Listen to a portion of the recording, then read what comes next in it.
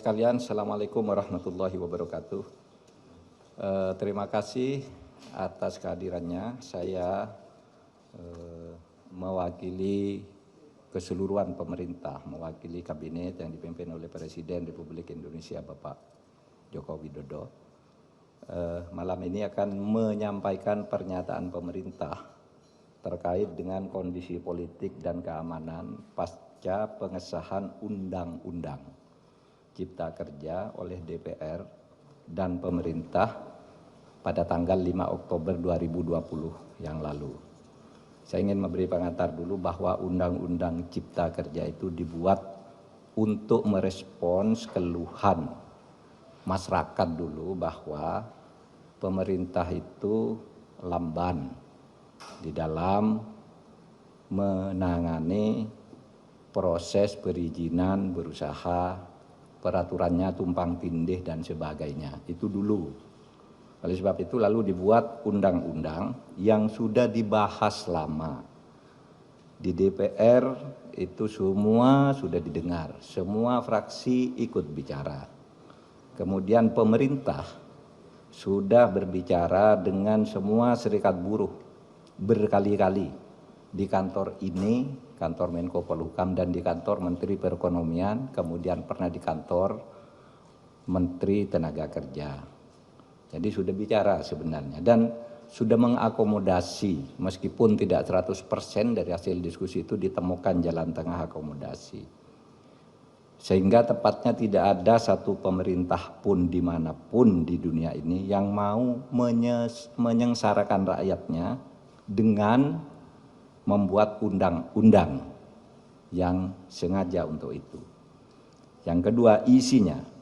Isi dari Undang-Undang Cipta Kerja ini pertama untuk mempermudah perizinan bagi usaha sehingga tidak birokratis dan tidak tumpang tindih, mempermudah perizinan siapapun yang mau berusaha dalam negeri maupun luar negeri. Yang kedua, menyediakan peluang untuk menampung tenaga kerja yang jumlahnya setiap tahun itu 3,5 juta.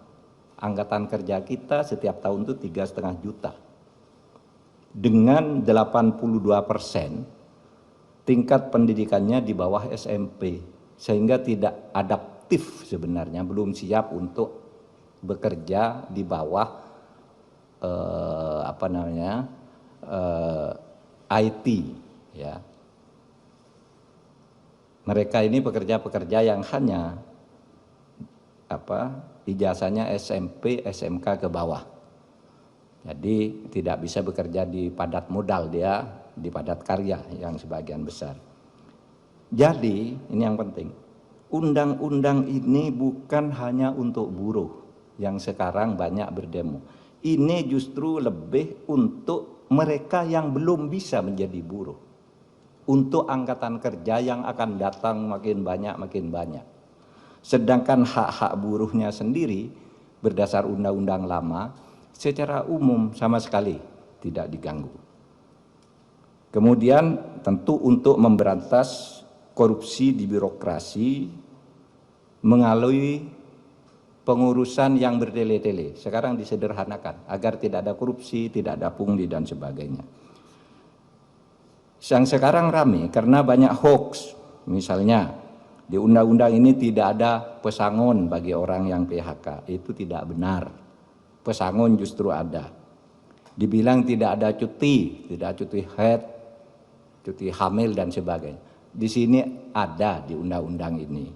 Dibilang mempermudah PHK, itu tidak benar juga.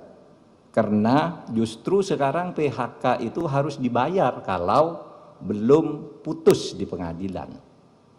Oleh sebab itu di undang-undang ini ada jaminan kehilangan pekerjaan. Ini dibilang tidak ada, hoax yang banyak.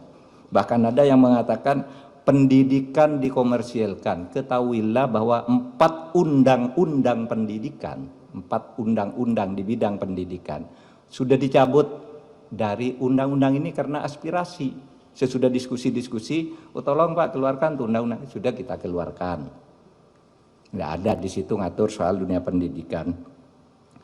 apalagi mengkomersialkan. Di situ dunia pendidikan hanya diatur di dalam pasal 65 yang justru mempermudah bahwa pendidikan itu adalah lembaga nirlaba, bukan lembaga usaha, bukan lembaga komersil. Ini ditegaskan justru di undang-undang ini, malah dibalik di dalam berita-berita yang hoax itu. Oleh sebab itu, melihat perkembangan situasi itu, pemerintah mengajak mari kita semuanya menjaga Kamtibmas, keamanan dan ketertiban masyarakat, semua harus kembali ke posisi tugas menjaga negara masing-masing, pemerintah, rakyat atau masyarakat, dan civil society. Mari bersama-sama ke posisi masing-masing untuk menjaga keamanan masyarakat, dan untuk itu pemerintah menyampaikan pernyataan sebagai berikut.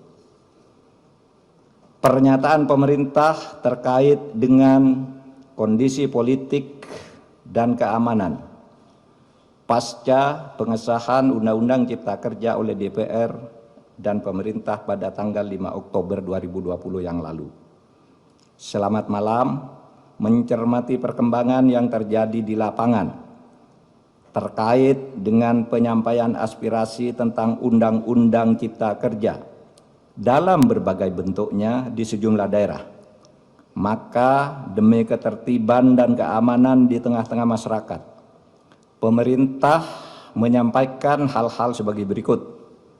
1. Undang-Undang Cipta Kerja dibentuk justru untuk melaksanakan tugas pemerintah dalam membangun kesejahteraan masyarakat melalui penciptaan lapangan kerja yang semakin banyak, perlindungan terhadap buruh, penyederhanaan birokrasi, dan kemudahan berusaha, serta untuk melakukan pemberantasan korupsi dan pungli, dan pencegahan tindak pidana korupsi lainnya.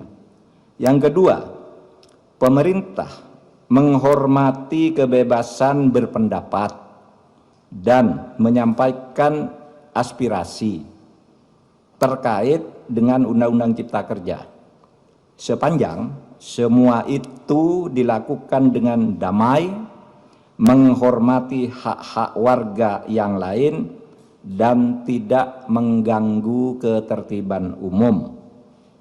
Yang ketiga, pemerintah menyayangkan adanya aksi-aksi anarkis yang dilakukan oleh massa di tempat-tempat tertentu dengan merusak fasilitas umum, membakar, melukai petugas, dan juga menjarah. Tindakan itu jelas merupakan tindakan kriminal yang tidak dapat ditolerir dan harus dihentikan. 4. Tindakan merusak bangunan fasilitas umum dan serangan secara fisik terhadap aparat dan warga masyarakat merupakan tindakan yang tidak sensitif atas kondisi yang dialami oleh rakyat yang sedang berjuang melawan pandemi COVID-19 dan juga kondisi ekonomi yang sedang sulit. 5. Untuk itu, demi ketertiban dan keamanan, maka pemerintah akan bersikap tegas atas aksi-aksi anarkis yang justru bertujuan untuk menciptakan kondisi rusuh dan ketakutan di dalam masyarakat. 6. Selain berdemonstrasi dengan tertib dan tidak melanggar hukum, ketidakpuasan atas undang-undang tersebut bisa ditempuh dengan cara yang sesuai dengan konstitusi, yaitu dengan menyalurkannya dalam proses pembuatan peraturan pemerintah, perpres, permen, perkada sebagai delegasi perundang-undangan.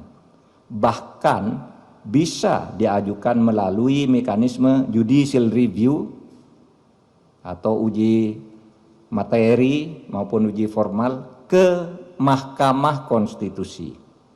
7. Sekali lagi, pemerintah akan bersikap tegas dan melakukan proses hukum terhadap semua pelaku dan aktor yang menunggangi atas aksi-aksi anarkis yang sudah berbentuk tindakan kriminal.